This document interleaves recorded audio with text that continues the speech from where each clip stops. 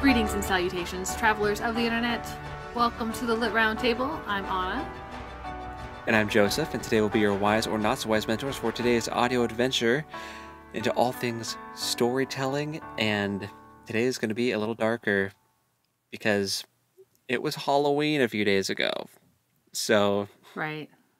So here's the deal: when our episodes are like dropping at the top of the month, we're missing like some end of the month opportunities. So, but you're taking a class this semester. Yeah, called... I'm taking a class which is Crime and Punishment in Early Modern Europe. Right.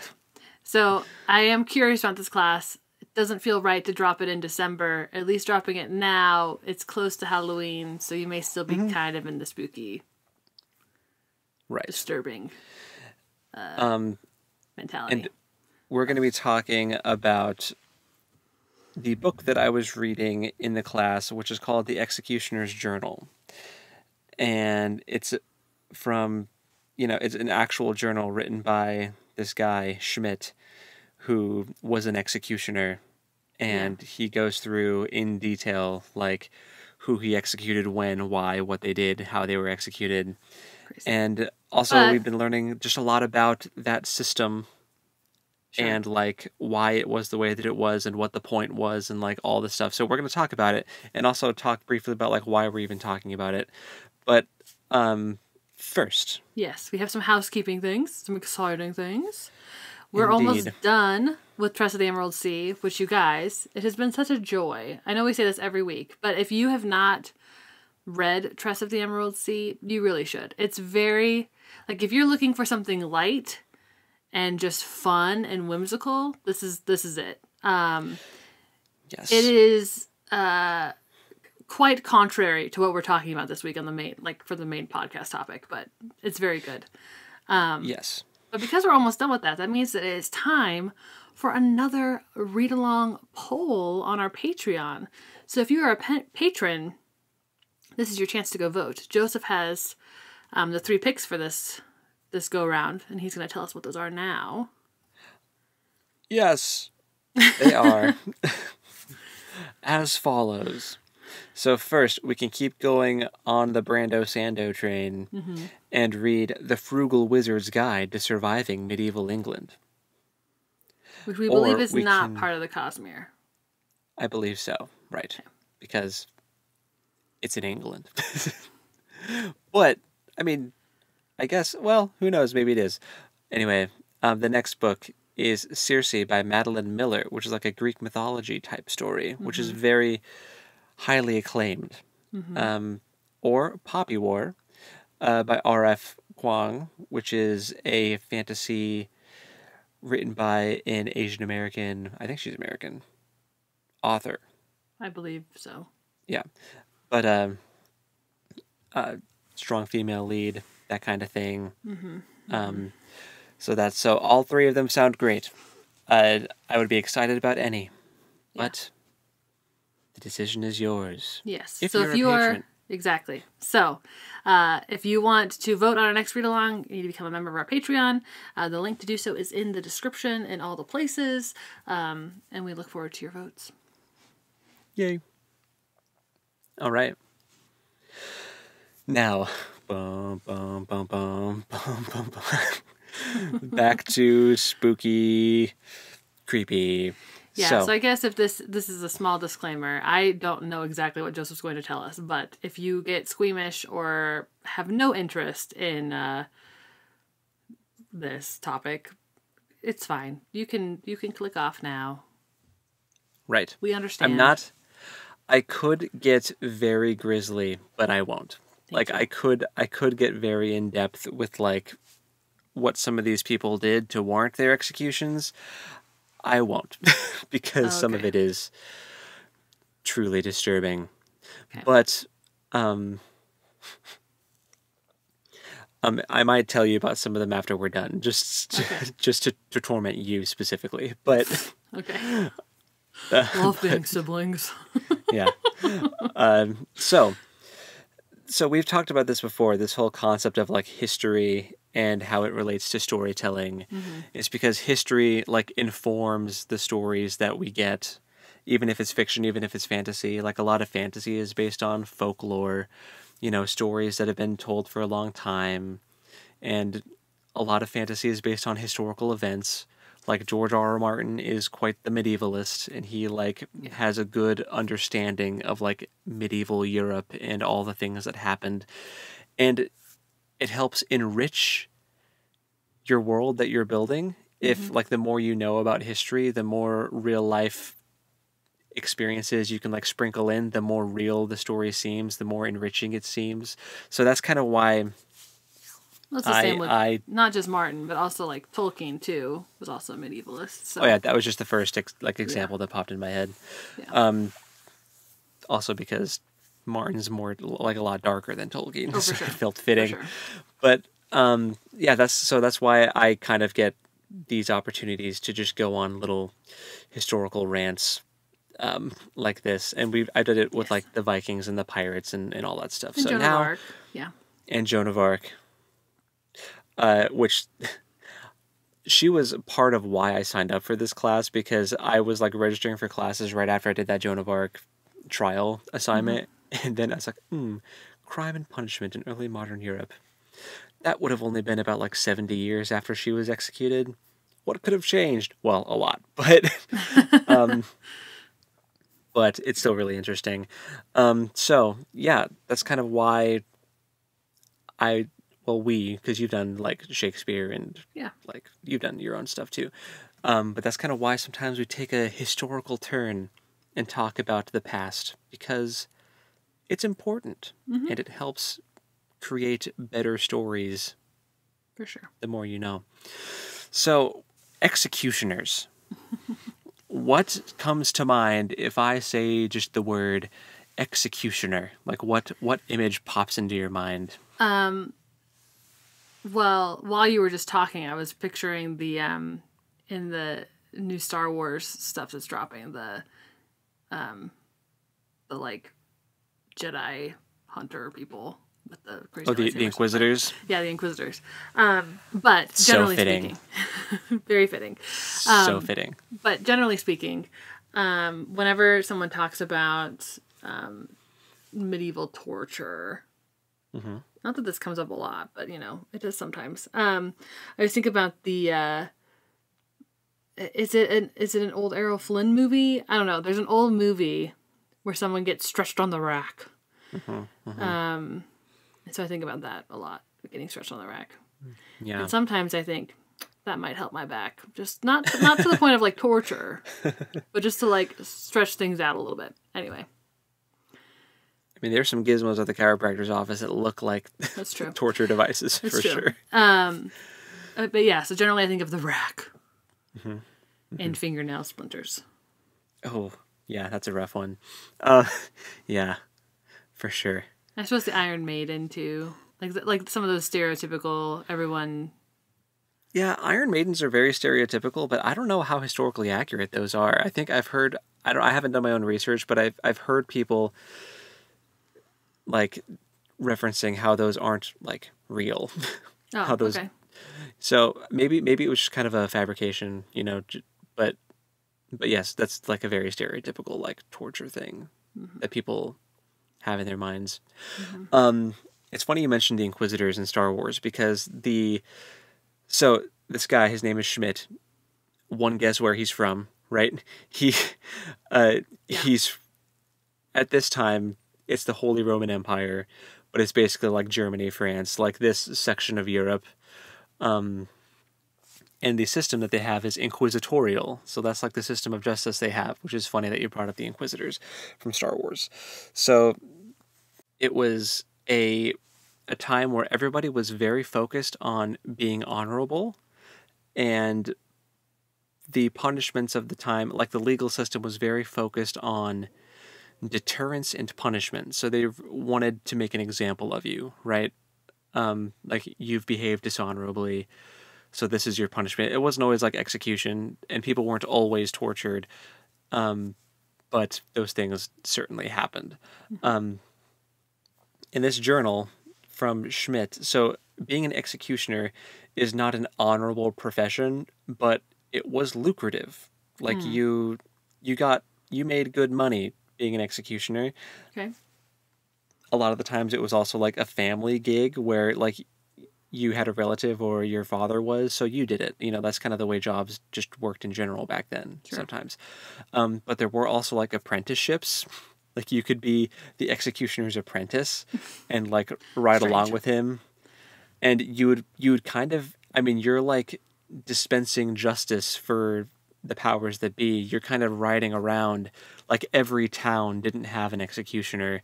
So you'd be like riding around all over the region that you're in charge of, dispensing justice, whether that was an actual execution, like killing someone, or if it was punishment, like flogging, torture, interrogation. Those are all things that the executioner was in charge of. And when they weren't doing those things, they were doing the other gross jobs nobody else wanted to do, like cleaning out drains. And like they were just kind of... Your executioner is also your plumber. Yeah. And they were kind of like, they lived outside of the town. Like they didn't live in the town. People didn't really want to affiliate with the executioner. Sure. They, even when the executioner like went to a tavern or something, they had their own like seat that was set up for them, but not in a good way, in like a, nobody wants to affiliate with you, so you get this corner kind of way. Like, yeah. So, okay, this book then, is this a nonfiction, like... This is a primary source document. They found it, and they... This is his historical journal. Wild. Okay. Yeah. So basically... So everything that I'm saying right now are things that are just kind of learned in the class, but then in the journal, he goes through, like... He'll say, this is the year, on July 1st, executed so-and-so for thievery. They were hanged, which is a very common thief execution, was hanging, unless you were also like a murderer or, you know, whatever. So-and-so found guilty of prostitution, flogged out of town. Like all of, like so-and-so previously flogged out of town, came back, ears cropped, and flogged out of town.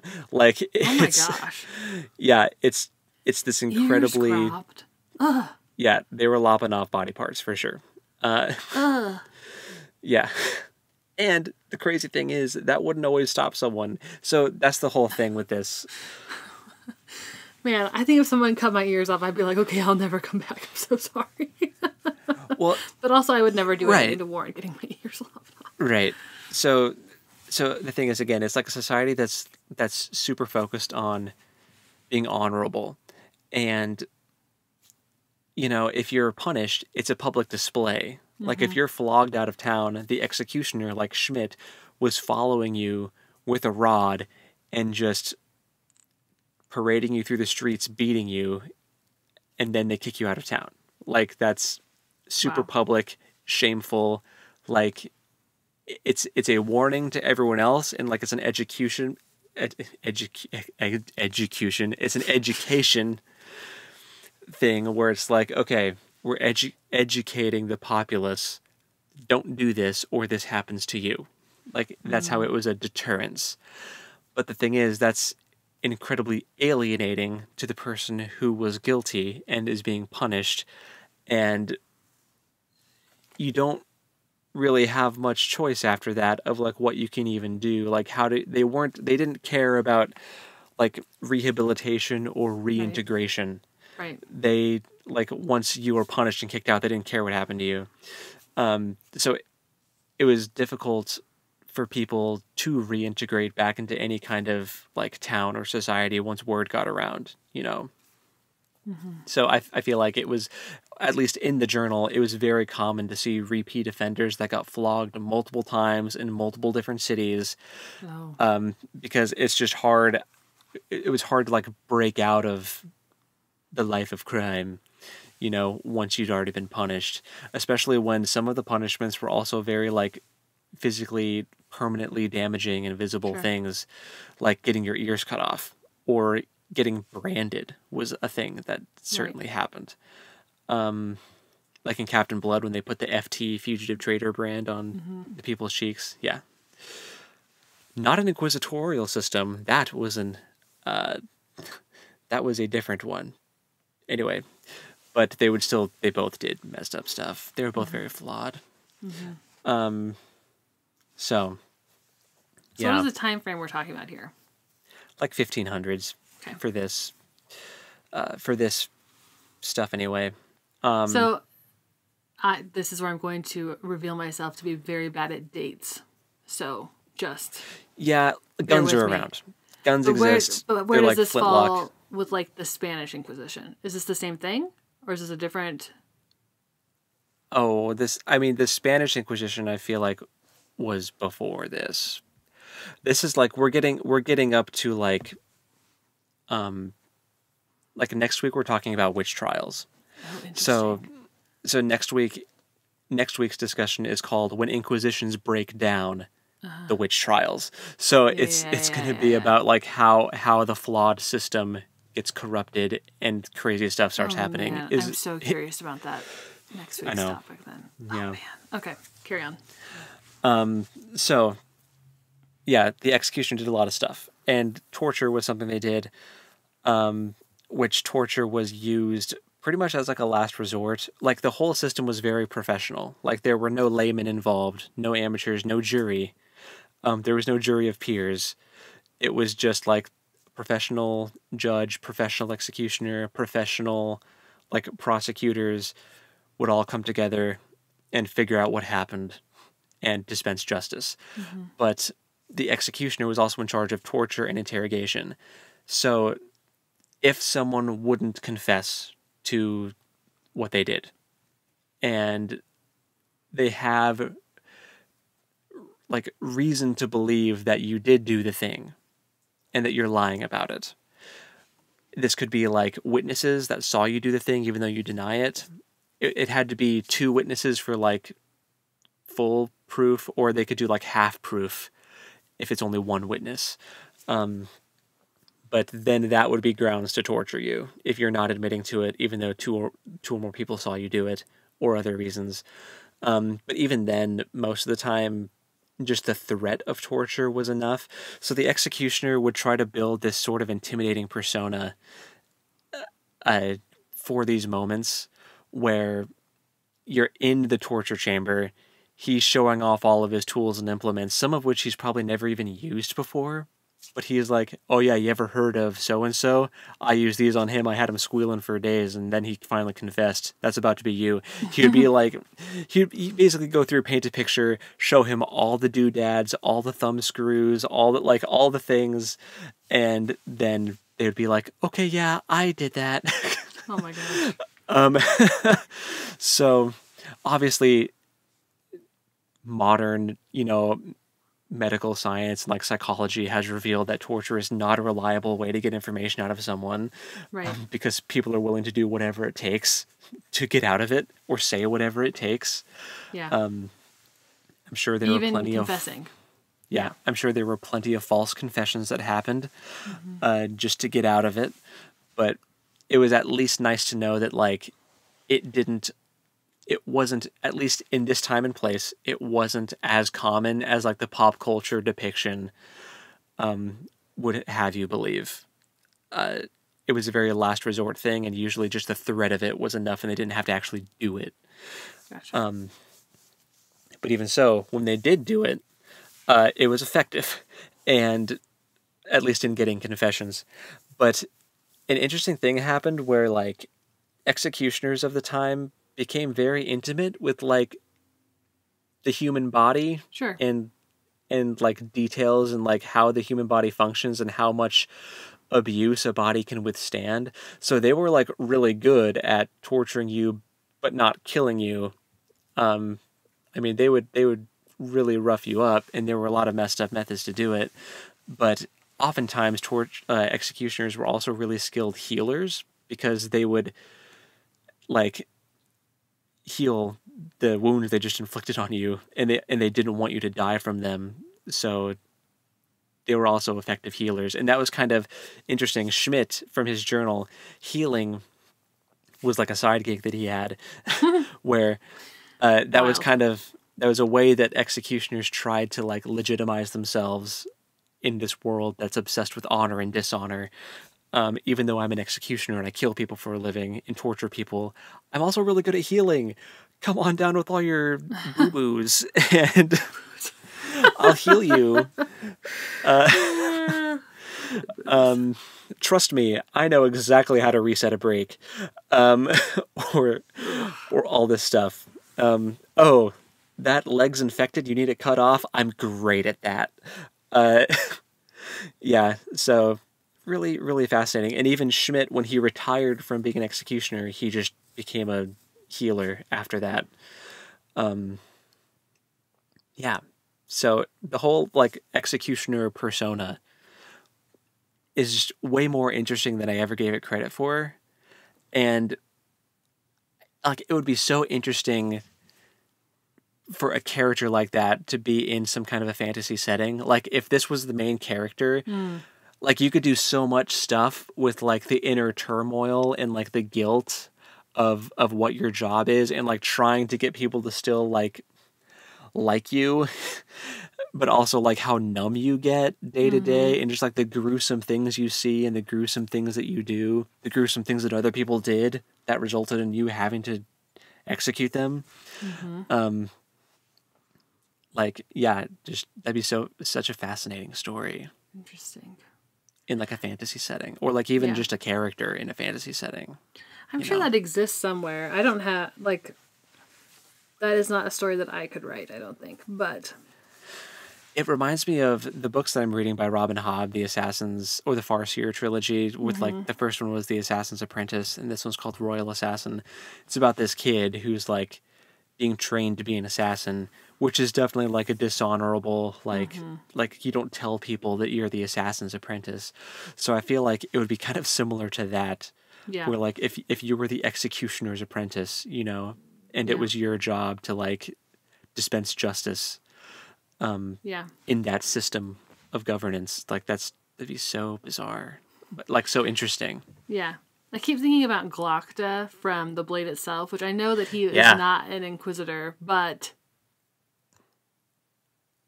there's something about him that is very like adjacent to this. I think.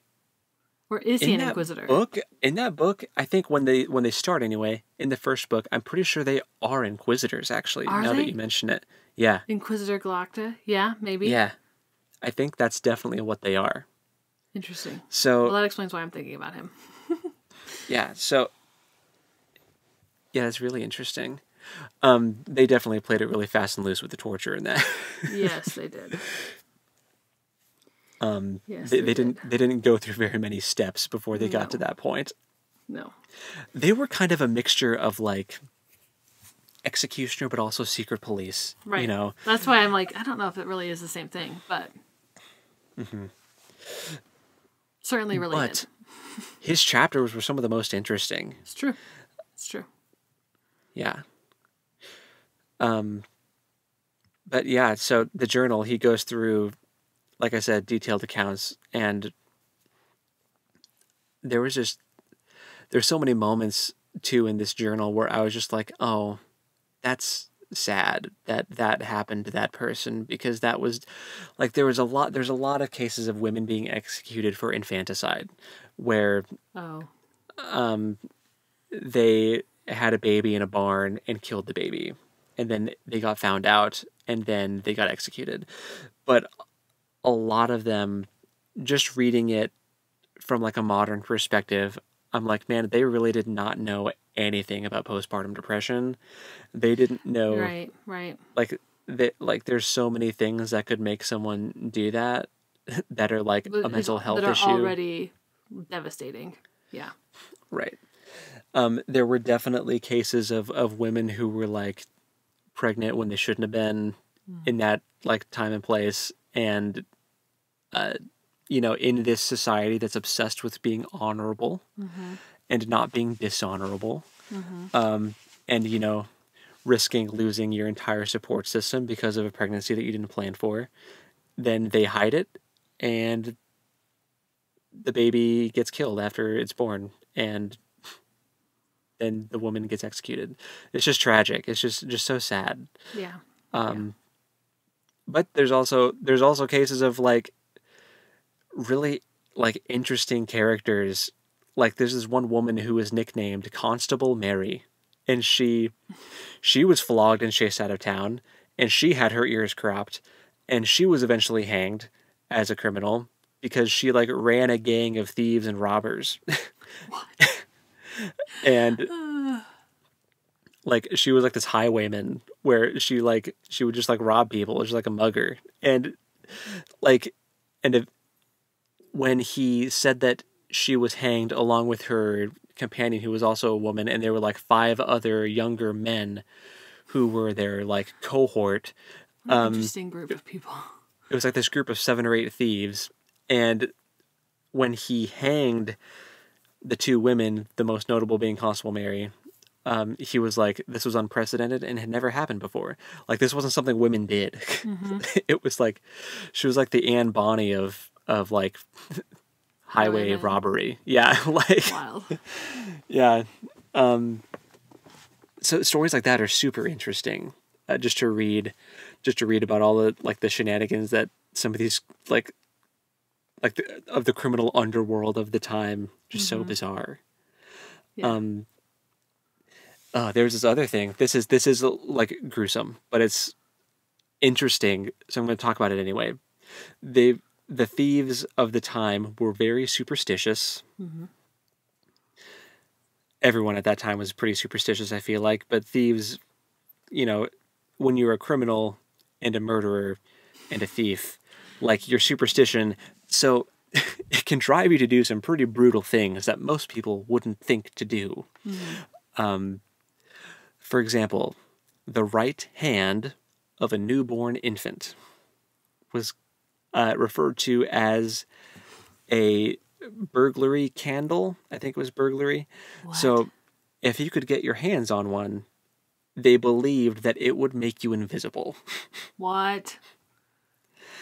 So there were stories of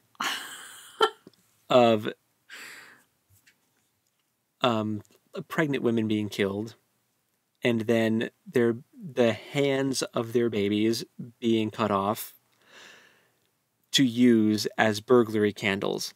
These were criminals that met very gruesome ends at Schmidt's hands.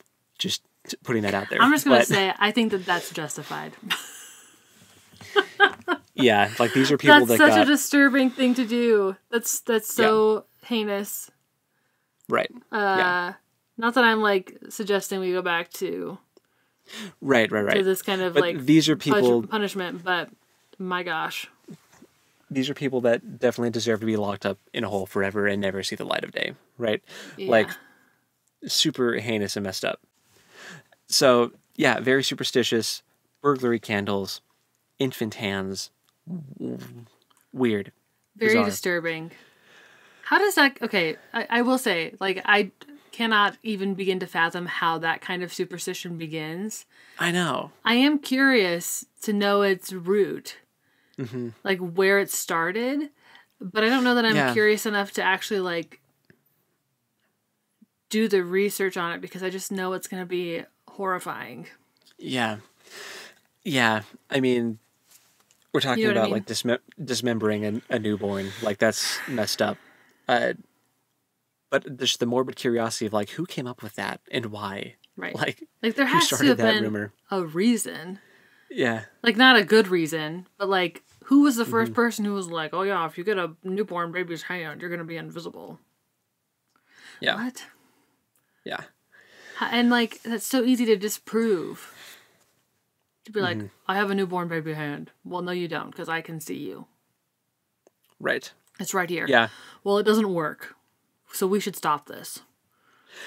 I think it's a case of survivor's bias, where, like, if you have a burglary candle and you're a successful thief, you can be like, I was totally invisible. Nobody caught me, you know.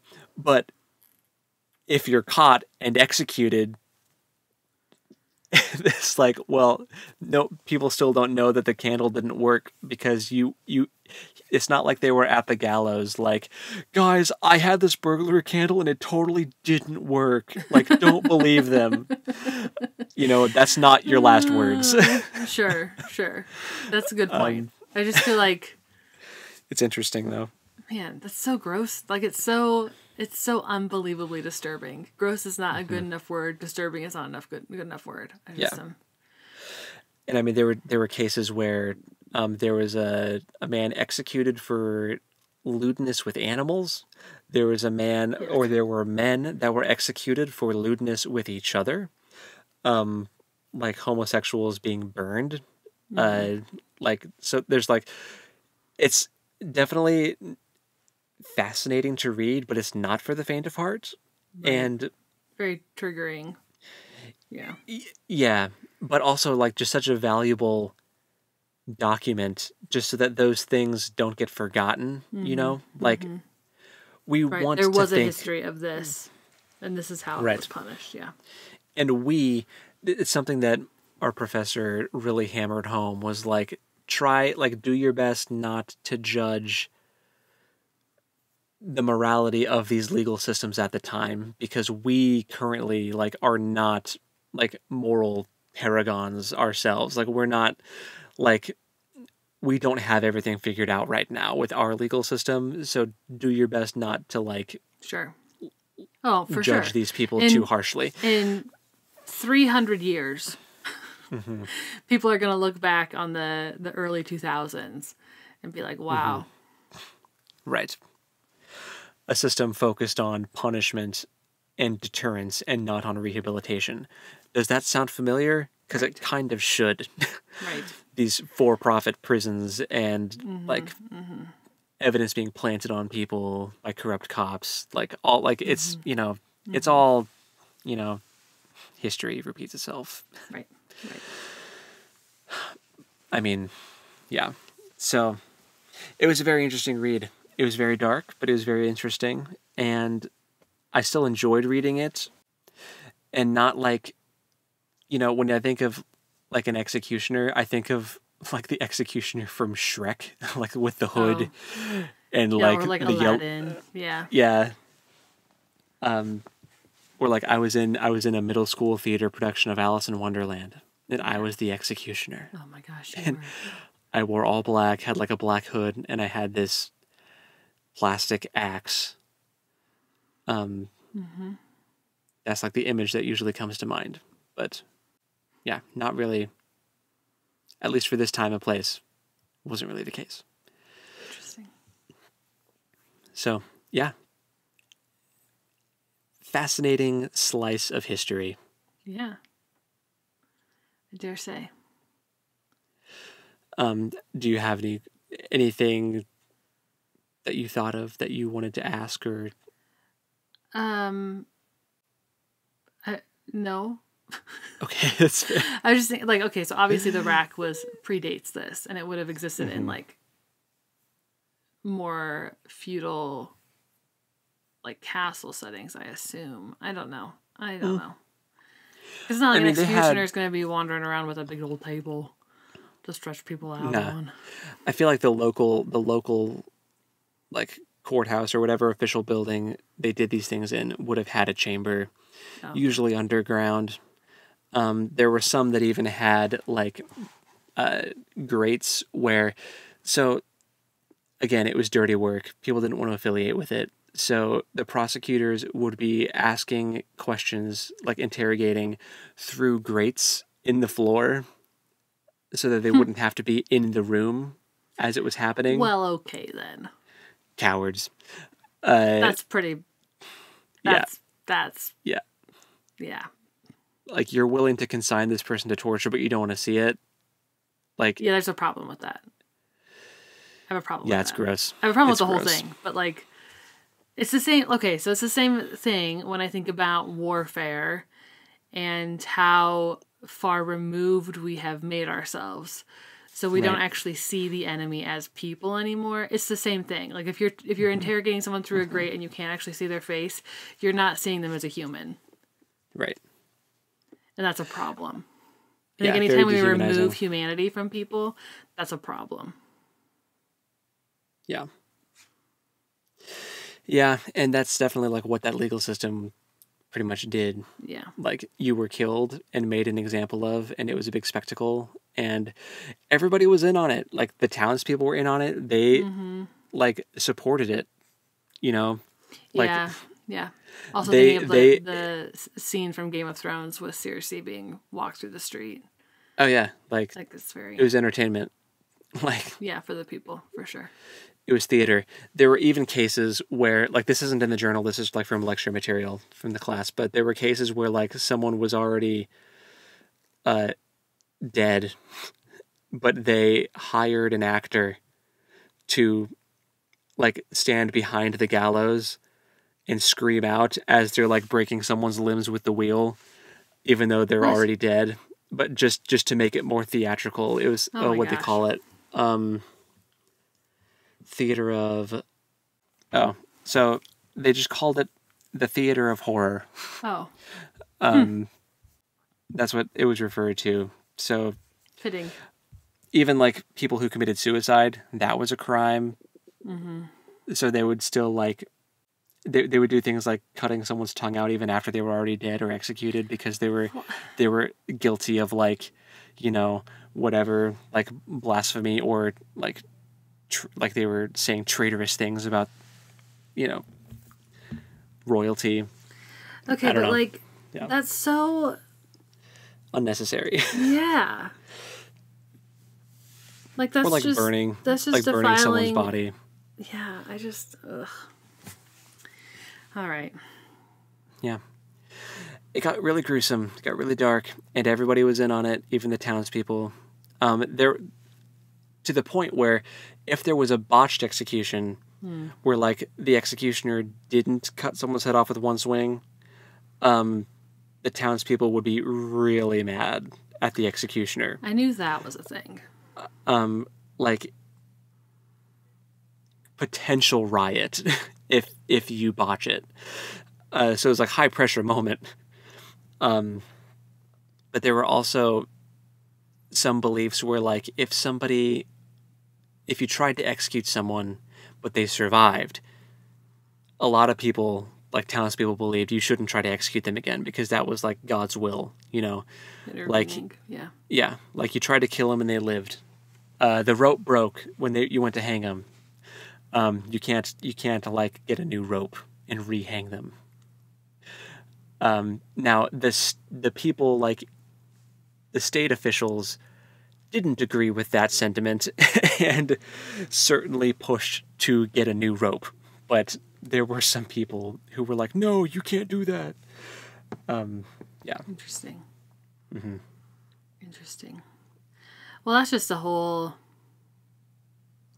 other can of worms of like the idea around God's providence and for sure. Yeah.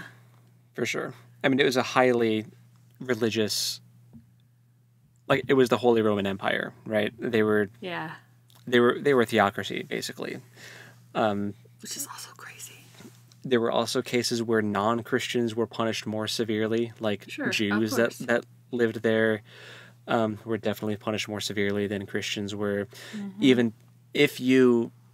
Oh, this was something that kind of made me laugh, was that there was a case that I read where someone, out of mercy, was spared punishment because they converted to being a Lutheran. And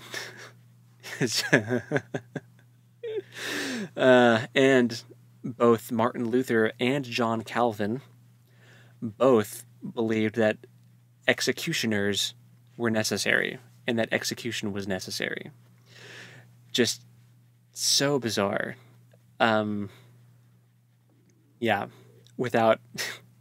we can drop it there before things get too heated.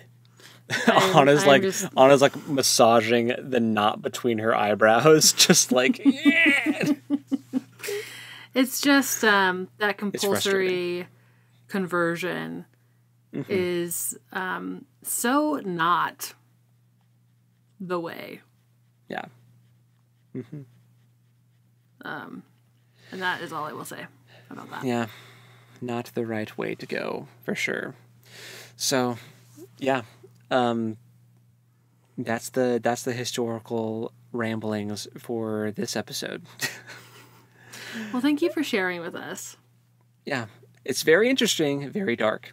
Yes. But it's very interesting. Yes. Yeah. Sorry if I gave anybody the ick for the rest of the day.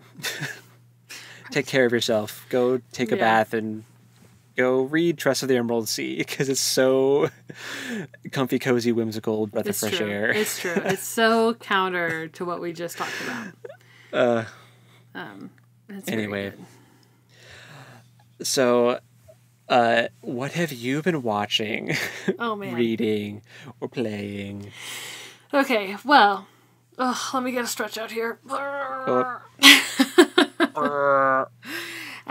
Okay, so for watching, man, I've been kind of all over the board. So let's start here, because it's not related, but it's definitely an ick factor, like what we just talked about. So we'll get it out of the way. Blake and I watched Midsommar. Yeah, you texted me after. Yeah, which I knew that you guys had seen, and I hope that Hope doesn't mind me saying, but she kind of likes that movie. That's safe, yeah. Not in like a that's my favorite movie kind of way, but like, and it's artfully done. So I will say that it is very artfully done. And she really likes Florence Pugh. Huh? And she really likes Florence Pugh. Yeah. Which, like, fair take. Phenomenal actress. But I didn't really know anything about it going in other than it was about, like, well, I thought it was about, like, May Day traditions, because there's a maypole in it at one point. But, and that's, like, in the clips. So I knew it was culty. But I didn't know to what lengths there would be body horror. Yeah. And there were just a few lingering shots that I just really, really gave me the ick, like bad. And also there's like psychedelics, and the way that's shot, like almost physically made me feel ill. So, but the movie is beautifully done. Cinematically beautiful. Very interesting story. None of the characters are especially likable, except for maybe one or two are kind of okay. But yeah, anyway, what a trip. I know it's an old movie now by this point, but we did watch that. We also watched Woman of the Hour, which is the new Anna Kendrick directorial debut about the serial killer that was on The Dating Game. Like it's based on a true story. But this guy would Alcala, whatever you say his name, would do horrible things to women and then murder them, and he was getting away with it forever. But the movie was very well done. Another ick factor. But Anna Kendrick did a great job. I think having a woman director on that kind of flick is really, I don't even want to call it a flick, that kind of movie, I think is very powerful. Because like I've seen some of the other movies about, or docuseries about serial killers, and they're usually directed by men, and there's usually this weird kind of like idolization that happens, or like justification, or it just doesn't feel, especially if there's any kind of like essay involved, like it, and it's directed by a man, and it's about a man essaying a woman, like sexually assaulting a woman. Something about it just doesn't feel safe. Right. Like if a woman is directing it, I feel like, for me anyway, I feel like it's a safer viewing experience, or like it's a more authentic, accurate, that they're gonna do a good job of like having the woman's perspective be, oh my gosh, honored more and better. And it does. Like you can see several moments where like you can see it in the woman's eyes where they're having a conversation, everything is fine, and then all of a sudden the red flag goes up and you can see it. Mm-hmm. You can see how they suddenly realize that they're in a very unsafe situation. And they recognize it, and they're trying to do everything they can to get out of that. Like, it's very well done. It is very emotional. So. Cool. But it was good. Okay. So I'm trying to, like, group these together because my viewing this last month has been all over the place. I watched some Escaping Polygamy just because that's kind of in the same vein as my, like, Sister Wives. Yep. Hyperfixation or whatever you want to call it. I didn't get very far into it. It's too real. Which is silly because Sister Wives is real people too. But it's like just everyday people. I don't know. It's hard to explain. I didn't get very far. Sister Wives is reality TV. This is like real life stories, right? Like which Sister Wives is reality TV in that like it's an actual family that is like deciding to share their life. Yes, but it's not like polygamy. Documentary. Right. And Escaping Polygamy is these young girls who are in unsafe situations where like they were married to their uncles. Or, like it's a very close community and they're child brides and like they're trying to escape and like it's very hard. Mm-hmm. Yeah. And then on the reality TV, whatever, TikTok started showing me 1,000 Pound Sister clips, which I was morbidly curious about. I don't know if you've heard it. It's a TLC show. Mm-hmm. But it's just like it's this family that are all, have issues with, morbid obesity, and they're on like a journey to, lose weight and get bariatric surgery and all this stuff. I understand that that's the main storyline, but this family, they just are so, like they're also very real people because there's no way that this is not, like they're such a dysfunctional family in a lot of ways. Mm-hmm. But they do really love each other. So like they'll get into fights and then you'll watch them in the next breath be like, I'll do anything for you. But it's like, but you literally just like called them a bee and made them leave your house. Like it's crazy. And kind of amusing in that way. Okay, so from there, mm-hmm. Here's some more fun stuff, I guess. The Great British Baking Show is airing. Nelly is my favorite. I am not up to speed, so I don't know if she's still on, but I adore her. And if you're watching the Great British Baking Show, I hope that you love Nelly too, because she is just a dream. She's so cute. She's this lady, this Scandinavian lady, and she's just wonderful. Okay, My Hero Academia. I think I'm caught up, but maybe not. Futurama, Blake and I have still been watching. Agatha All Along. I'm also not caught up. I know that the season finale is out. It's my plan to watch it today, but oh my gosh. Yes, watch it today. Do it. The show is so good. It's so, and like, it doesn't even feel like, I know it's Marvel, but it does not feel like Marvel. Mm-hmm, mm-hmm. And I appreciate that because I'm kind of marveled out. So, mm-hmm. But it's amazing. It's one of the best things they've ever done. Yeah, agreed. Blake and I watched the entirety of Over the Garden Wall. So I don't know if you've... It's cute. I've seen the first episode. Oh my gosh. It's so wacky. Mm-hmm. And you think the story is going one way, and then like the last episode happens, and you go, oh my gosh. That is not what I thought was happening. Mm-hmm. And it's very good. A good little bit of October watching. Good Mythical Evening happened last month, which we watched, which was very funny.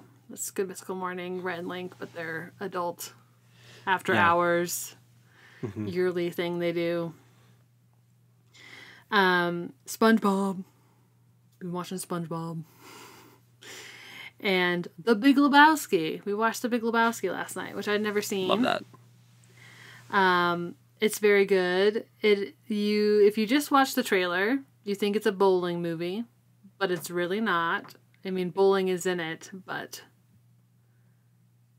that is not the main driving storyline.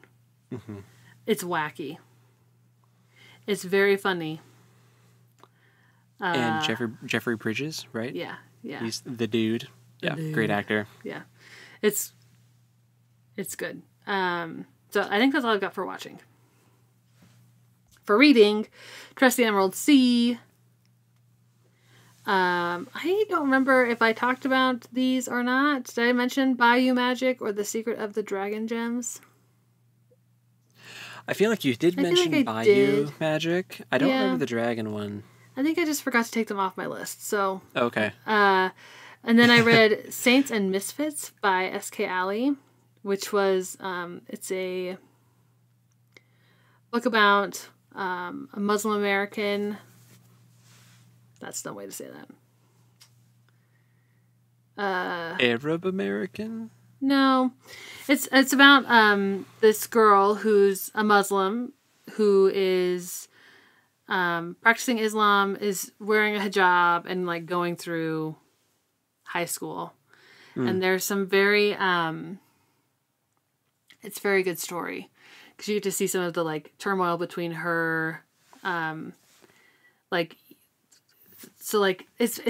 it was funny because as I was reading, I was like, wow, this happens in like Christian circles too, where like you have the like there are members of the group that are like, oh, we expect you to behave this certain way and be this level of Christian, but you're only measuring up to like 70% of what we expect from you. But like the same thing is happening in Muslim communities, which was interesting. And I think it's a good book to like, so that you can see some of those similarities. Because I think we spend so much time focusing on differences. And in reality, there are like some very similar things happening. And she has this book literally made me sob. Because she has a little bit of a spoiler here, but she has a friend that she helps out with. Friend, I use that term lightly. It's a very old man, man who practices Hinduism, and she like takes him to his weekly night at the senior center, and she'll like hang out with him while his family is like picking up kids or whatever, just to like be kind of a caretaker. And their relationship is just so sweet. And then something happens that changes that dynamic. And it just made me cry like a lot. Yeah. So, yeah. Also just read Anya and the Dragon, which was very good. Features a, Jewish family living in a community that does not have a lot of Jewish folks other than them in a time period where that is dangerous, but also dragons. It's a fantasy with religion in it. It's kind of fun. And then I also finished volume 5 of The Witch Hat Atelier. Did I say it right? Yeah. Nice. That's so good. Very good. Playing. Sorry, I feel like I've been talking forever. We completed Princess Peach Showtime. Now there's like, you can go back and replay the episodes, so there's extra things to do. But we did like officially finish the like original gameplay. Blake and I have been playing Magic the Gathering, of course. I've been playing my silly township game on my phone that I hate, but I love. Blake also got the new Mario Party Jamboree. I didn't know about this. You need to get it. It's very fun. Okay. Thanks for letting me know. There's Rhythmic Kitchen, and you like use the Joy-Cons and like you flip things and you stir things. And it's good. It's really good. And then we also went bowling last night. Wow. Did you like it? And that was very fun. Was it because you watched Big Lebowski? We watched Big Lebowski because we went bowling. Oh, okay.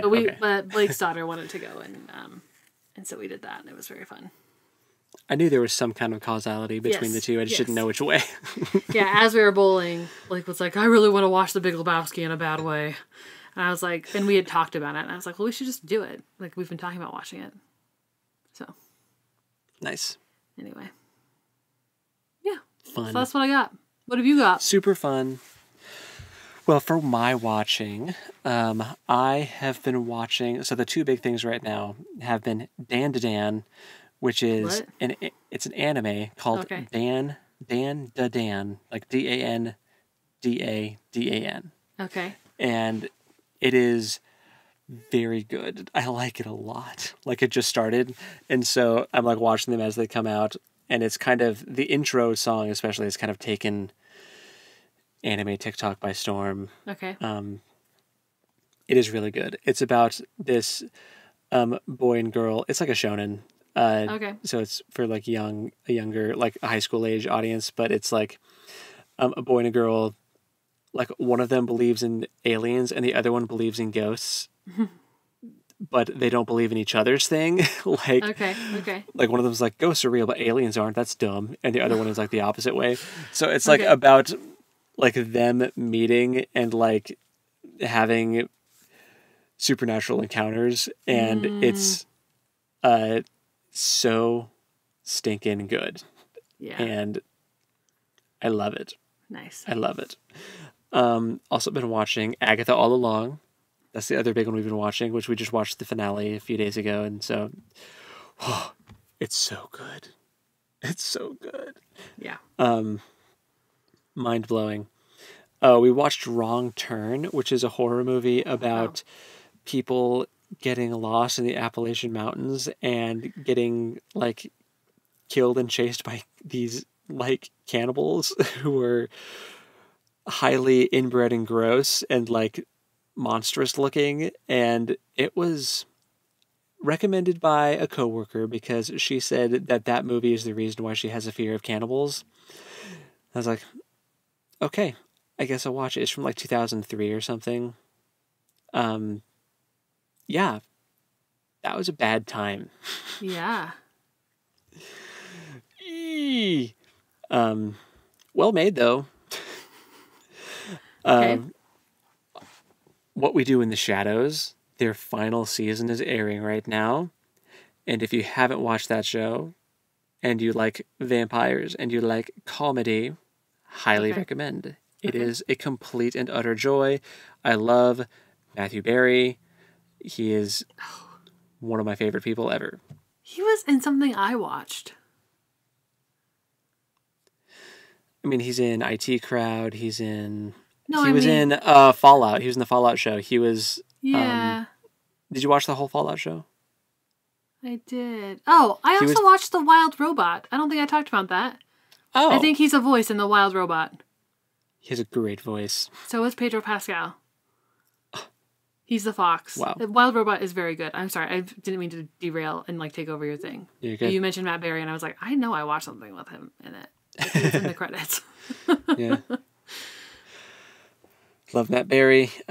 So What We Do in the Shadows. And we watched some Fruits Basket. That was fun. Oh, yeah. Yeah, we did. We totally did.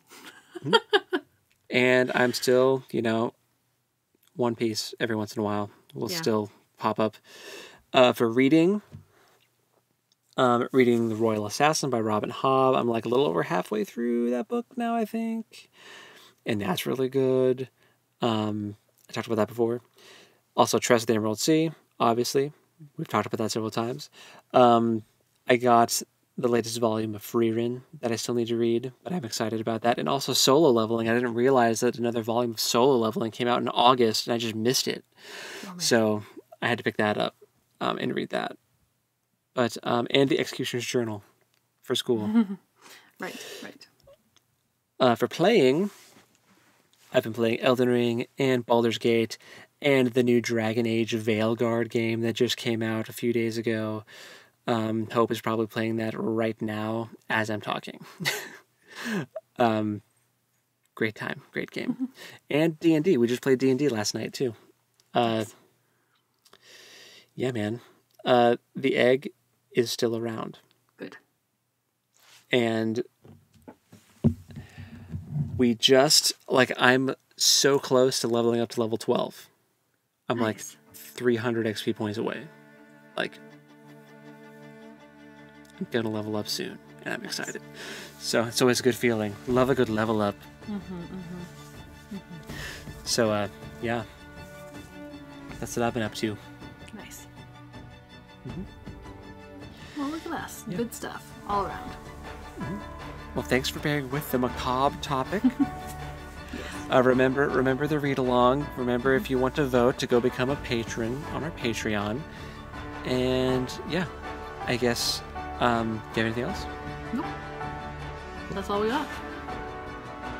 Well, I guess until next time, go do a nice self-care thing for yourself today. Yes. And we'll talk to you next time.